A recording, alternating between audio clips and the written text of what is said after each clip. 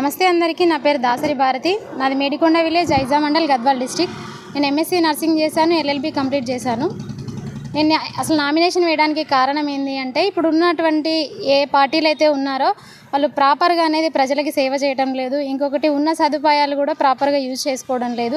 వాళ్ళ ఇంటి కోసం, వాళ్ళ కోసమే వ్యక్తిగతంగా మాత్రమే వాళ్ళు పార్టీలను ఉపయోగించుకొని ప్రజల్ని మోసం చేస్తున్నారు. ఇక ఒక విధంగా చూడాలంటే బీజేపీ తరపున కూడా అందరూ మత విమర్శలు చేసే అవకాశం ఎక్కువగా ఉంటుంది. బీఆర్ఎస్ వచ్చేసి ప్రవీణ్ సార్ వచ్చేసి ప్రవీణ్ సార్ వాళ్ళ స్టూడెంటే. నేను కూడా వేరే స్టూడెంటే. కాకపోతే సార్ బీఆర్ఎస్లోకి ఎందుకు వెళ్ళాడనేది ఒక పెద్ద క్వశ్చన్ మార్కు. అంటే తన వ్యక్తిగత ఇంప్రూవ్ కోసమే తను వెళ్ళాడని మేము అనుకుంటున్నాము. ఎందుకంటే తను కూడా ఒక ఎంపీ అవ్వాలనుకుంటున్నాడేమో. మేబీ సార్ బీఎస్పీ నుంచి బీఆర్ఎస్కి వెళ్ళారు. ఇంకొకటి, బరేలకి ఇండిపెండెంట్కి ఇంతకుముందు ఎమ్మెల్యేగా నిలబడింది ఆల్రెడీ. తను కూడా నా సిస్టర్ లాంటిదే. ఎందుకంటే మేమందరం దళితులం కాబట్టి ఆ అమ్మాయిని కూడా నేను చాలా స్వాగతిస్తున్నాను. ఇంకొకటి ఏంటంటే, తను ఎస్పెషలీ నిరుద్యోగుల కోసమే మాట్లాడింది పోయినసారి కూడా.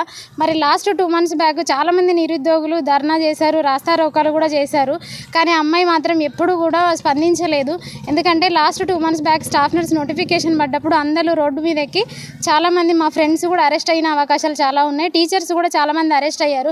మరి వీళ్ళందరూ ఎక్కడికి పోయారు? వాళ్ళ పార్టీల కోసం వాళ్ళ డబ్బుల కోసం వాళ్ళు మాత్రమే చూసుకొని ఉంటున్నారు. మా వీసీకే పార్టీ ఎజెండా ఏంటంటే, రైల్వే ట్రాక్ రావడం, ఇక్కడ రైలు నిర్మాణించామని మన కేంద్రంలో పోరాడుతాము. ఇంకొకటి, డొమెస్టిక్ ఎయిర్పోర్ట్ లైన్ అనేది కంపల్సరీ కావాలి. ఇంకొకటి, ఇక్కడ యూనివర్సిటీ అనేది ప్రాపర్గా ఎక్కడా లేదు నాగర్ కర్నూల్లో. మనం ఎక్కడైనా వెళ్ళాలంటే హైదరాబాద్ కానీ మహబూబ్ నగర్ మాత్రమే వెళ్ళాలి. ఉమ్మడి నాగర్ కర్నూల్లో ఎక్కడ యూనివర్సిటీస్ లేదు. అనేక రకాలుగా పిల్లలు చదువు కోసం చాలా ఇబ్బంది పడుతున్నారు. ఇంకొకటి, రోడ్డు విధానంగా చూసుకుంటే రోడ్లు ఎక్కడున్న రోడ్లు అక్కడే ఉన్నాయి. చాలా అస్తవ్యస్తంగా ప్రజలు చాలా ఇబ్బంది పడుతున్నారు. అంటే నేను పుట్టినప్పటి నుంచి ఇప్పటివరకు మా ఊరు కూడా అసలు ఎలాంటిది కూడా మార్పు అనేది చెందలేదు. ఎట్లా ఉన్న రోడ్లు అలాగే ఉన్నాయి. ఇప్పుడు ప్రజెంట్ ఉన్న సిచ్యువేషన్ అయితే వాటర్ కూడా రైతులకు ఒక్క చుక్క లేకపోవడం వల్ల చాలా జంతువులు అనేది మరణించడం జరుగుతుంది.